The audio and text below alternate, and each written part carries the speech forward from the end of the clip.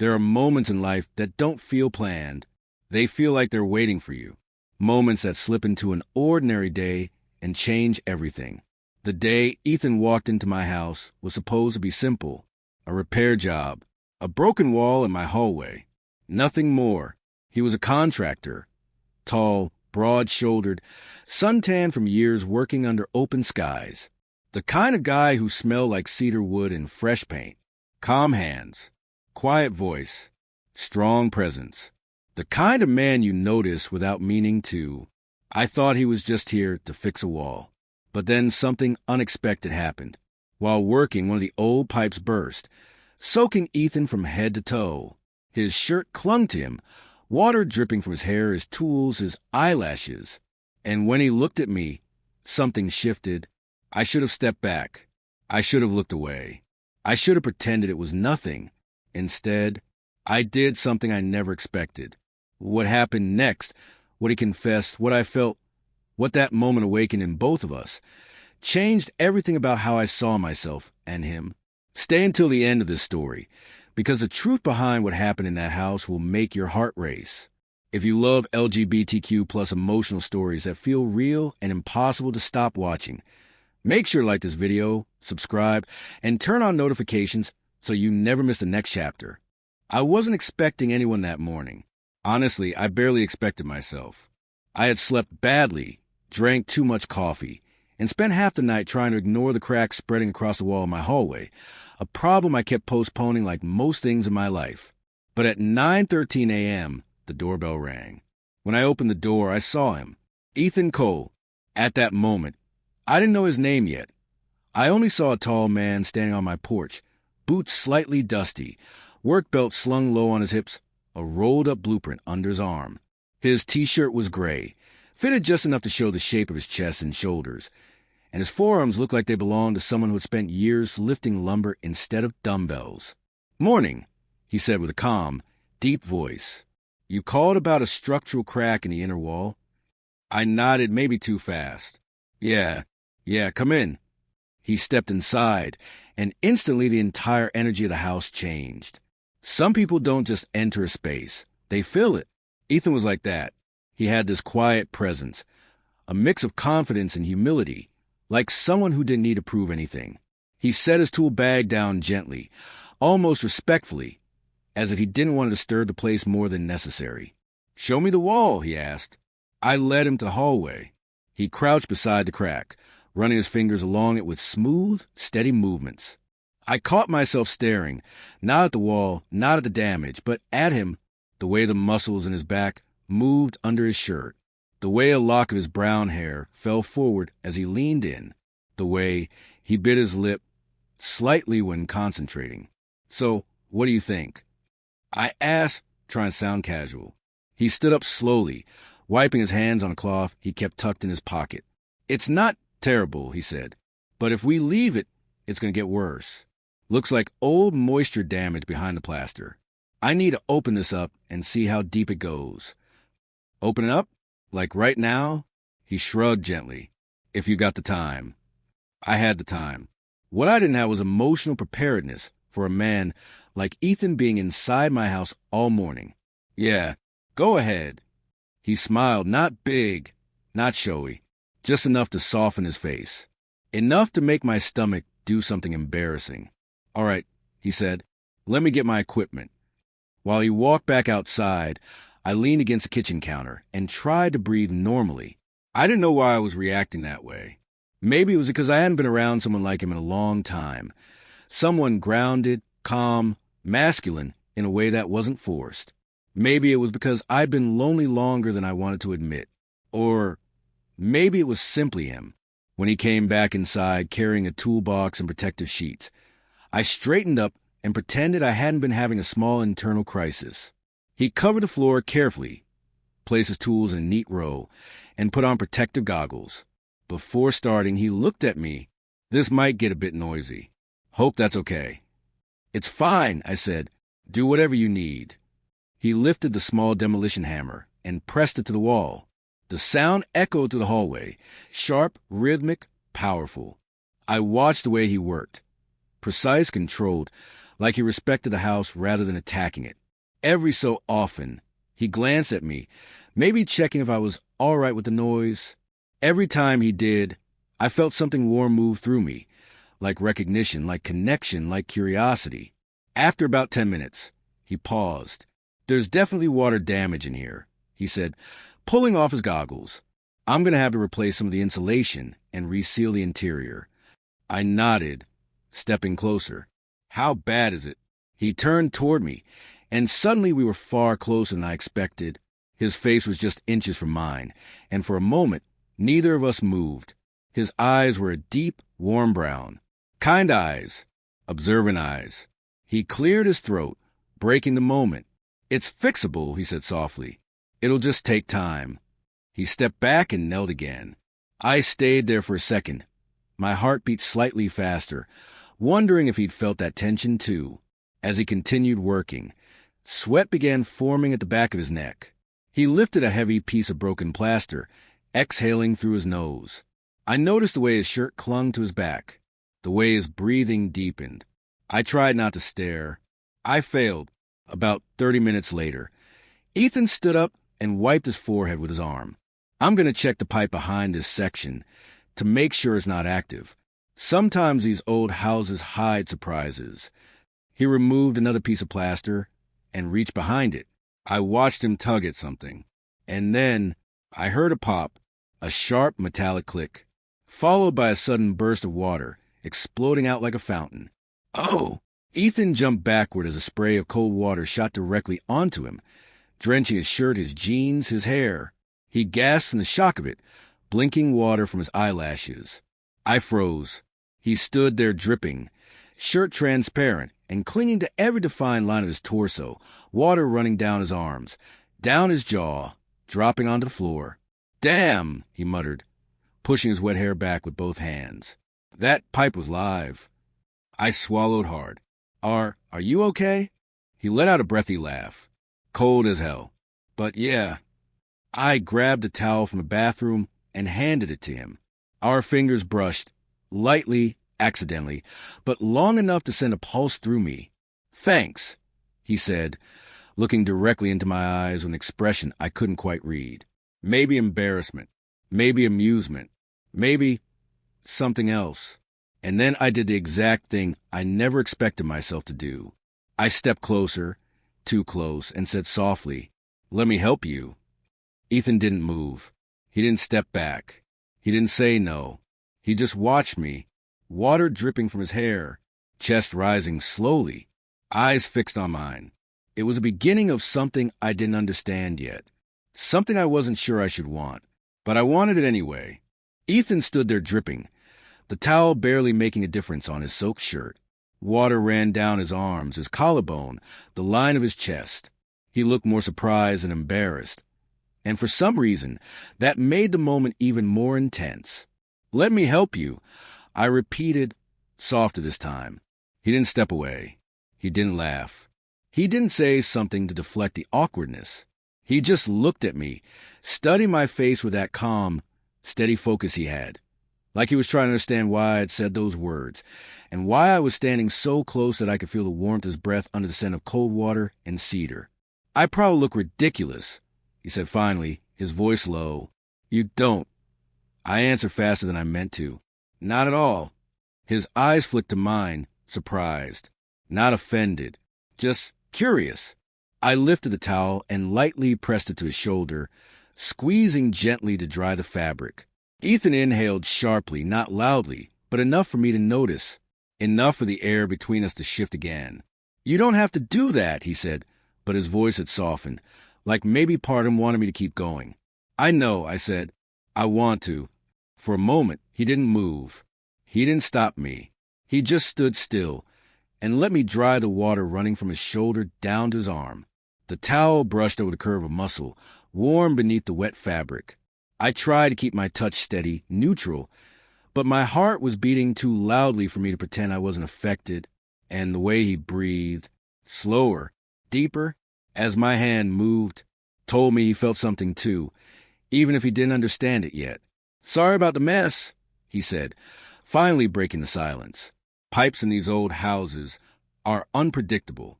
I don't mind the mess, I said without thinking. Just glad you're okay. His lips curved into the faintest smile, small, involuntary, but real. When I moved the towel toward his chest, he gently caught my wrist. Not harshly, just enough to make me stop. His touch was warm, firm, grounding. Let me handle the rest, he murmured. Otherwise, you're going to end up wetter than me. I swallowed.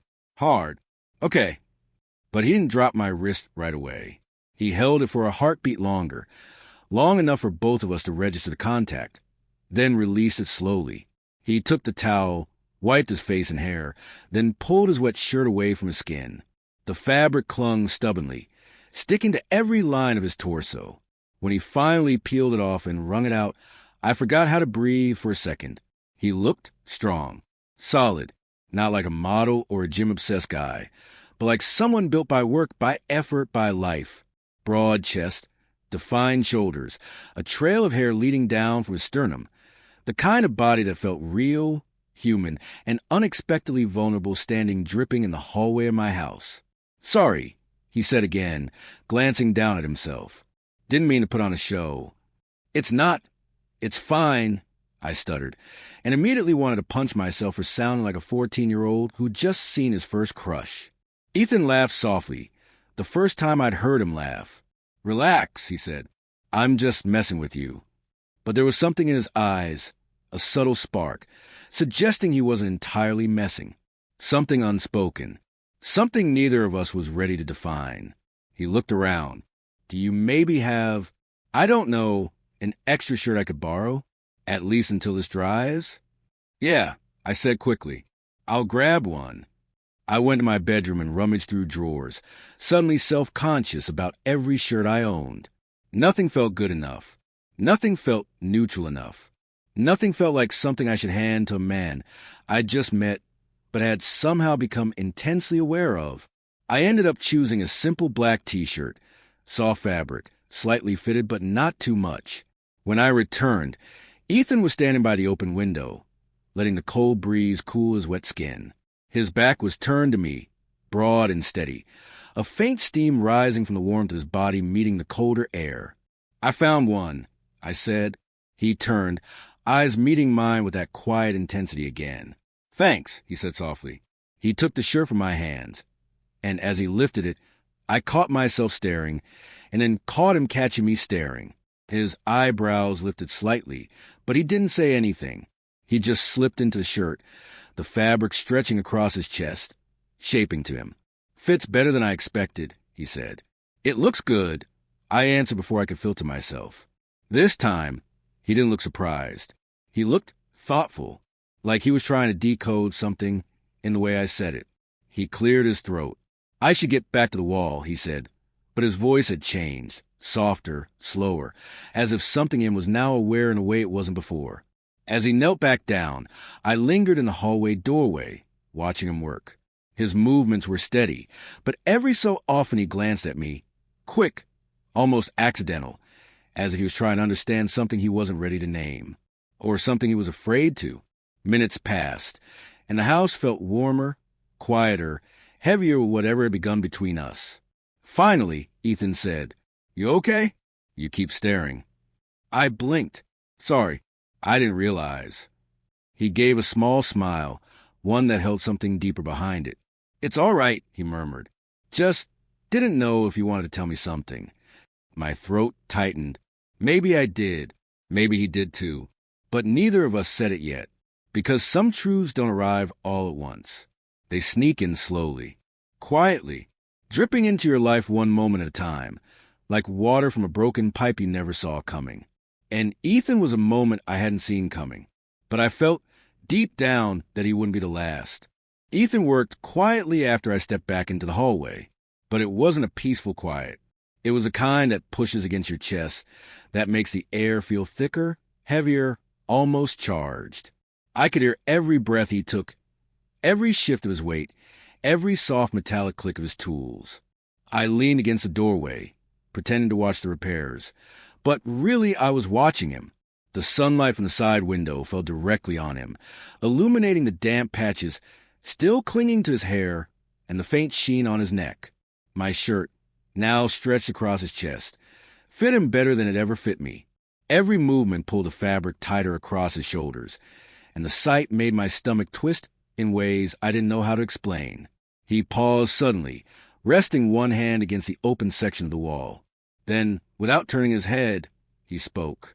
"You're quiet again." "Am I?" "You are." His tone wasn't annoyed. It was observant. Curious. "You look like someone who's thinking too much." I felt heat crawl up my neck. Maybe I am. He finally turned to look at me, kneeling on one knee, his forearm resting on the other. "Thinking about what?" The truth came up fast in my throat. "About you," but I swallowed it. "About the wall." I lied. He raised an eyebrow, amused. "The wall, huh?" "Yes, the wall." He gave me a small smile, the kind that doesn't quite reach the lips but softens the eyes. "Well, if that helps your thinking, it's fixable. It's just old. Houses break down like people do. You patch them up, keep going." I let out a soft laugh. "You talk about houses like they're alive." He shrugged lightly. "My dad used to say that. He taught me everything I know about this work." "Is he a contractor too?" I asked. Ethan's expression shifted, a subtle drop, a shadow passing across his features. His jaw tightened almost imperceptibly. Ethan said, "He passed away 4 years ago." A quiet squeeze tightened around my chest. "I'm sorry. I didn't mean to." "You didn't do anything wrong." He wiped a bit of dust from his hands. "It's just, he was the only family I had left. When he died, the business became mine overnight. I didn't have a choice. I just stepped into it." There was a heaviness in his voice, not self-pity, but something deeper, something lonely. "You must have loved him a lot," I said gently. He nodded once, eyes lowering. More than I ever said out loud. For a few seconds, we both stood in silence. Not awkward, just honest. Then he looked at me again, really looked, and his voice softened in a way I hadn't heard before. "What about you?" he asked. "You live here alone?" "Yes. By choice." That question hit harder than I expected. "Yes," I answered, but then added quietly, "and also because of circumstances." "Complicated ones?" I huffed a small, bitter laugh. "You could say that." His eyes lingered on me longer this time, his gaze warm, steady, and strangely understanding. "I get that," he said. "People who live alone usually don't do it because they love silence. They do it because they've learned to live with it." The words cut straight into me. He wasn't just talking about loneliness. He was talking about himself, too. "You sound like someone who knows that from experience," I said. He looked back at the wall, exhaling slowly. "Maybe I do." Before I could respond, a faint cracking noise echoed inside the wall. Ethan snapped to attention. "Hold on, that shouldn't." A burst of dust shot out of the exposed drywall, followed by a scattering of insulation debris. I flinched instinctively, coughing, but before I could move, Ethan grabbed my arm and pulled me to the side, fast, protective, almost too instinctive to be logical. My chest slammed lightly against his. His fingers tightened around my arm. His breath brushed my cheek. He didn't let go immediately. "You okay?" he asked, voice low. "Yes." I breathed, but I was staring at his hand on my skin. He followed my gaze and realized he was still holding me. Slowly, painfully slowly, he loosened his grip, but he didn't yank his hand away. He released me as if he was afraid of breaking something fragile between us. "I didn't mean to grab you like that," he said quietly. "You didn't scare me," I answered. "You just surprised me." He swallowed, and I watched the way his throat tightened. He took a tiny step back, but not enough to fully pull away. "Reflex," he murmured. "Didn't want anything hitting you." "Thank you." Ethan nodded, but something in his eyes had changed. The careful professional mask he wore when he first arrived, it cracked. Just a little, but enough for me to see what was underneath. Something warm, something unsure, something he didn't want to admit he felt. He turned back to the wall, picking up his tool, but his movements weren't as steady as before. His shoulders rose and fell with deeper breaths. His jaw kept tightening, like he was trying to push down thoughts he didn't want to have. And then, without looking back, he said, "You know, you don't have to stand there the whole time watching me work." "I know." "Then why do you?" I froze. Why did I? Maybe because I liked the way he worked. Maybe because the house hadn't felt this alive in months. Maybe because the presence of another human being felt like oxygen after too long without it. But mostly because of him. "I like the company," I said finally. He paused. Not long. Just enough for the room to shift again. "Yeah," he said softly. "Maybe I do too." That was the moment everything changed. Not with a touch. Not with a confession. Not with something dramatic or loud. But with a small truth spoken out loud by a man who didn't seem used to saying how he felt. And suddenly, the real crack in the house was in the wall. It was between him and me, opening, widening, inviting something in that neither of us was ready to name. But neither of us wanted to stop. Ethan kept working through the afternoon, but neither of us could pretend the air hadn't changed. Every time he looked over his shoulder, every time his arm brushed mine when we walked past each other, every time his voice softened without meaning to, something pulled tighter between us. Something neither of us said. Something neither of us stopped. Around 3 p.m., Ethan stepped back on the wall and exhaled. "All right," he said, dusting off his hands. "I need to go buy replacement insulation and a moisture barrier. This house is older than I thought." "Oh," I said, trying to sound normal even though my heart had been waiting for excuses to keep him here. "Do you need help?" He gave me that small half-smile, the one that felt like a private joke we didn't fully understand yet. "If you want to come along," he said, "I won't say no." Something fluttered in my chest. "Yeah, let me grab my keys." We drove to the hardware store in his truck. The engine hummed low, and the warm late afternoon sunlight poured through the windows, lighting the dust on his arms and the soft lines along his jaw. I tried not to stare and failed miserably. "Music?" he asked. "Sure." He turned on the radio, a soft rock station. Something slow, nostalgic, the kind of song that feels like a memory even when you've never heard it before. "Good choice," I said. He shrugged. "It's what my dad always played. Guess it stuck." I didn't say anything, but I felt something open gently inside me. A door, a window, a crack similar to the one we'd found behind my wall. Except this one was in him.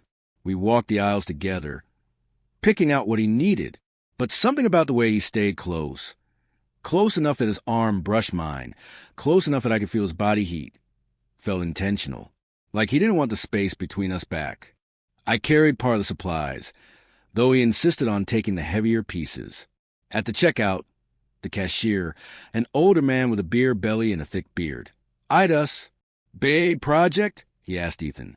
"Repair job," Ethan answered. The cashier nodded, then looked between us again, his expression shifting into something curious, something judgmental. "You two roommates or something?" I froze. Ethan didn't. "No," he said. Calm, clear, without hesitation. "He's the homeowner. I'm just helping out." The cashier grunted and scanned the items, but the way he looked at us lingered. And for the first time since Ethan arrived at my house that morning, I saw it, the thing he worked so hard to hide. Fear, not of the man, not of me, of the world, of being seen, of being guessed at, of being right. He didn't speak again until we were back in the truck. Even then, he sat still for a moment, staring ahead at the steering wheel. "You okay?" I asked softly. He nodded, but it wasn't convincing. "People always do that," he muttered. "Do what?" "Look, guess, assume." He huffed a humorless laugh. "Makes me wonder what the hell they think they see." I swallowed, choosing my next words carefully. "Maybe they see two men who get along." He let out a breath. "Yeah, maybe." But I knew that wasn't what he meant, and he knew that I knew. He finally started the truck, and we drove back. But something was quieter inside him now. A shadow of hesitation, a battle I had only glimpsed. When we got home, Ethan carried the supplies inside and went straight to the wall. He worked faster now, more focused, more silent. The way someone works when they're trying to outrun their own thoughts. I didn't leave him, didn't hide, didn't pretend I hadn't noticed. Ethan, I said softly, standing behind him. He didn't turn. Yeah, you know you don't have to pretend anything with me. His hand stilled on the tool. His shoulders rose and fell with a slow breath. And then very slowly he turned around.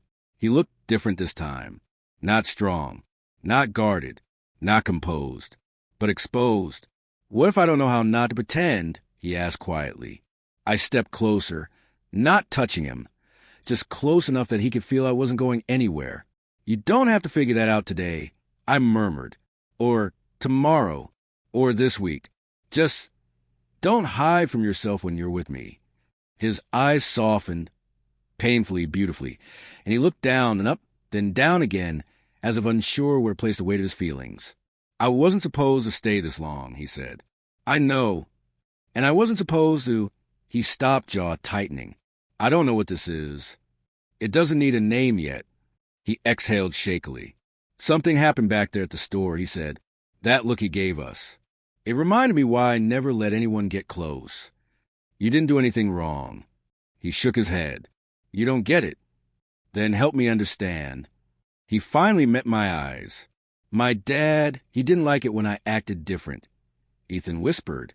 Didn't like when I was too soft, too quiet, too whatever he thought wasn't man enough.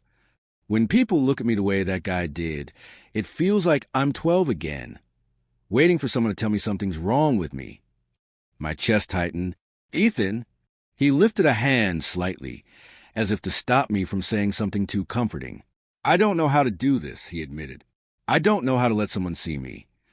And then, without warning, he stepped closer, so close I could feel his breath, so close our chests almost touched, so close the world outside the room felt like it had disappeared.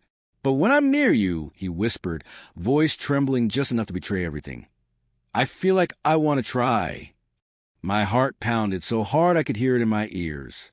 And that exact moment was when the real conflict arrived. A loud knock at the front door. Sharp, urgent. Ethan flinched, instinctively stepping back as it burned. The world snapped back into place. I looked toward the living room, then back at him. His face had gone pale. Are you expecting someone? He asked. No. Another knock. Harder. Ethan's jaw tightened. Whoever that is, he whispered, I don't want them to see me here. And before I could say anything, before I could ask what was wrong, before I could stop him, he grabbed his tool bag and stepped quickly toward the back of the house, disappearing into the shadows. The knocking continued, and I stood there, caught between fear, confusion, and the echo of his words still vibrating in my chest. When I'm near you, I feel like I want to try. The knocking at the door grew louder, sharper, more impatient. I stood frozen in the hallway, my pulse racing so fast I could barely hear anything else. Hello? Anyone home? A voice called, deep, annoyed, definitely older. I swallowed hard and forced my legs to move. When I opened the front door, a man in his late 40s stood there, stocky build, faded work shirt, an expression that said he wasn't here for small talk. Afternoon, he said flatly. Is Ethan here? My stomach dropped. He was... I answered, trying to keep my voice steady. Why?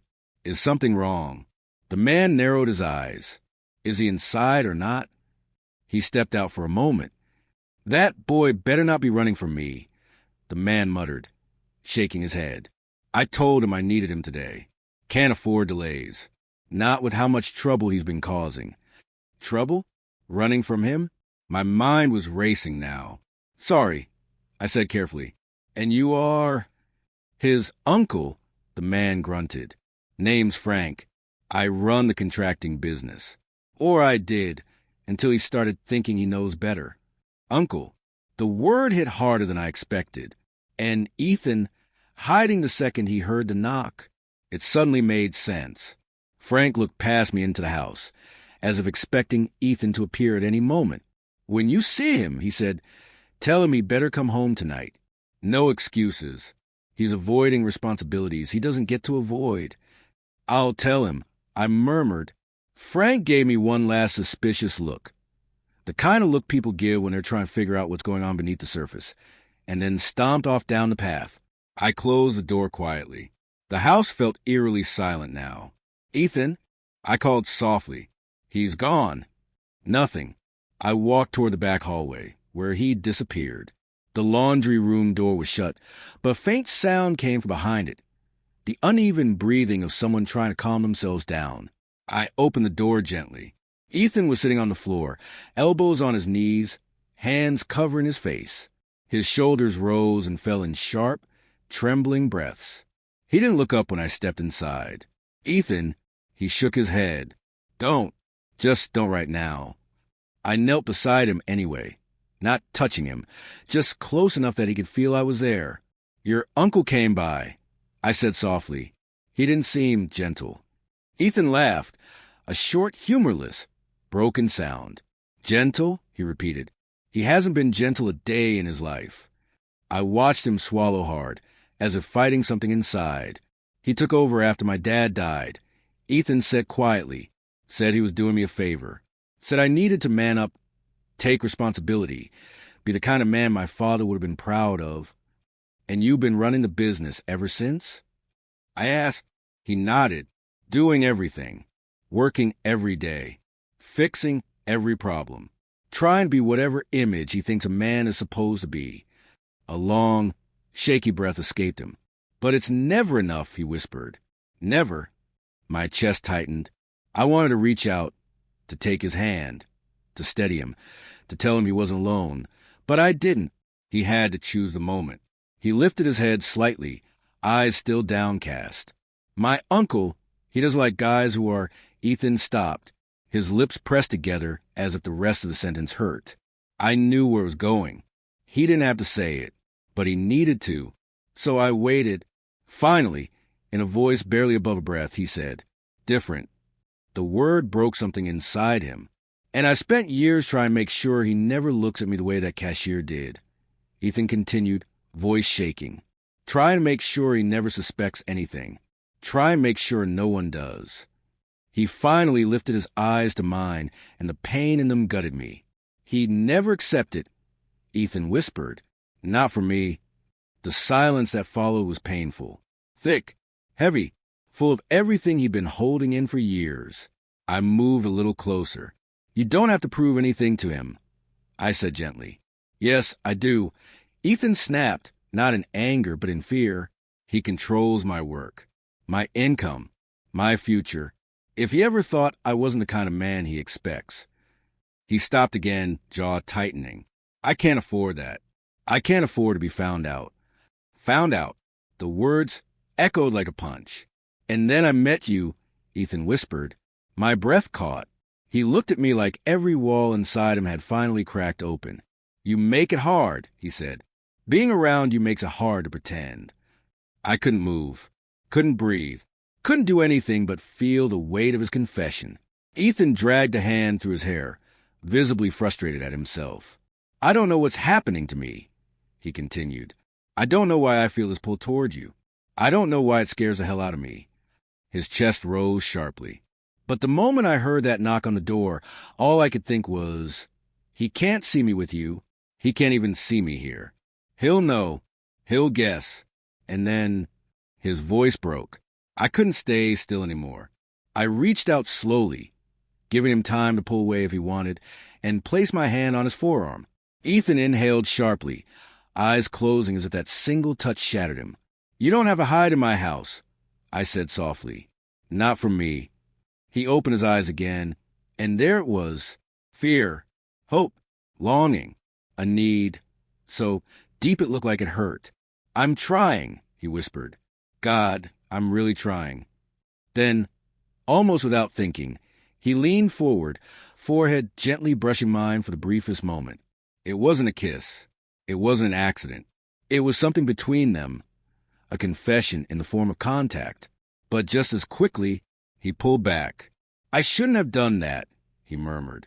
"But you did," I whispered, and the way he exhaled told me he felt the truth of that more deeply than he wanted.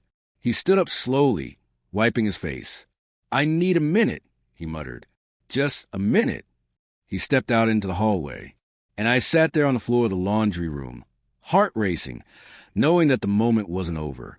It was only deepening, only waiting, only building, because the truth he was terrified to say out loud was already inside his eyes, and sooner or later, he'd have to face it.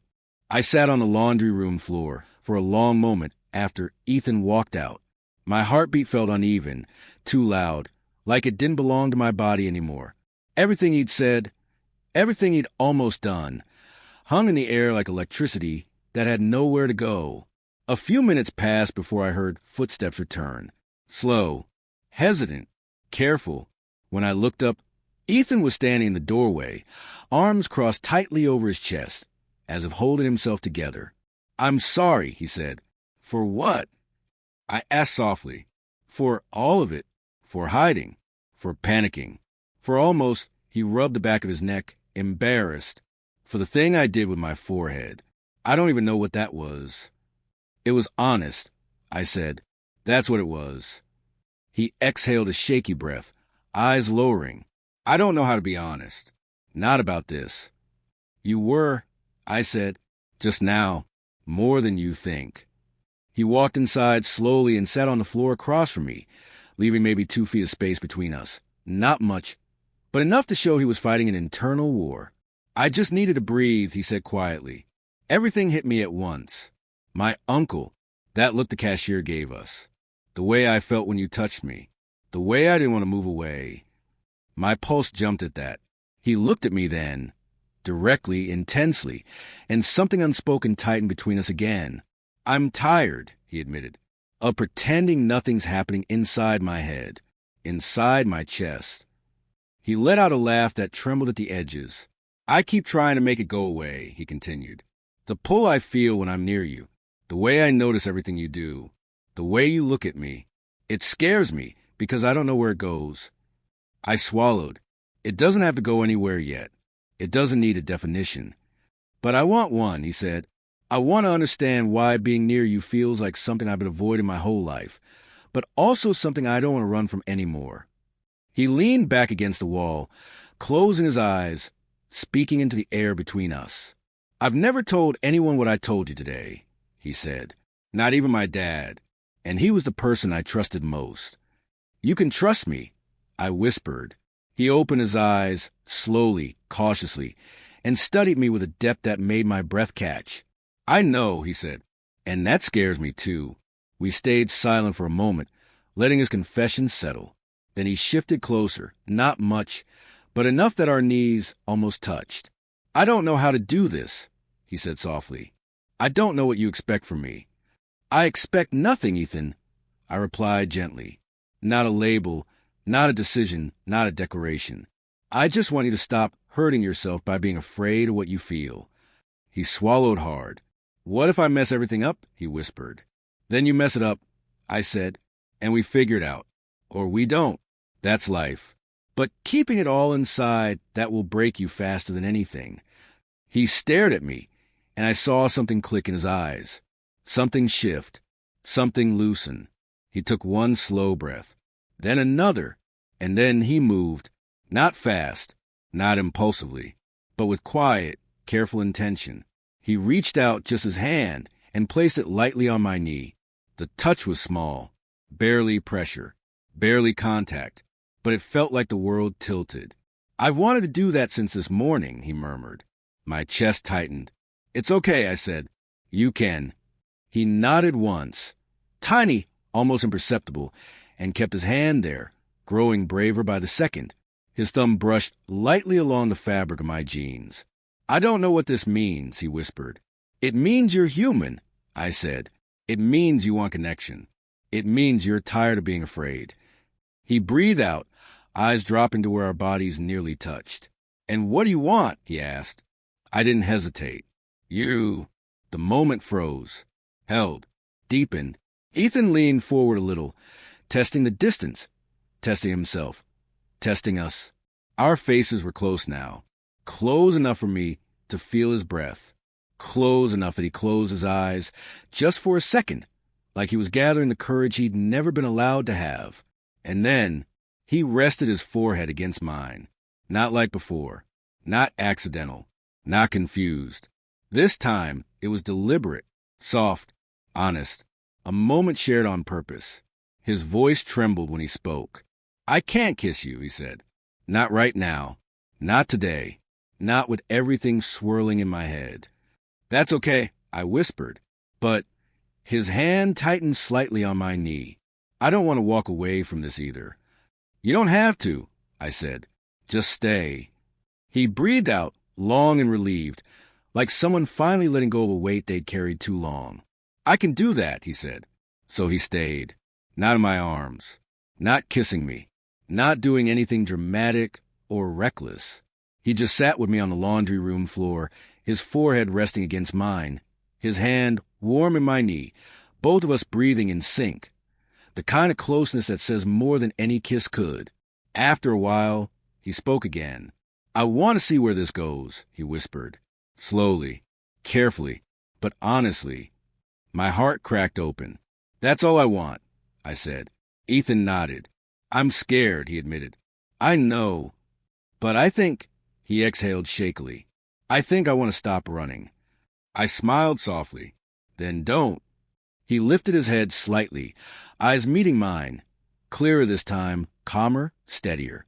And in that look, without touching my lips or saying the words, he gave me the truth he'd been holding back. He felt it too. All of it. Everything. Sometimes the bravest thing a person can do isn't confessing their love.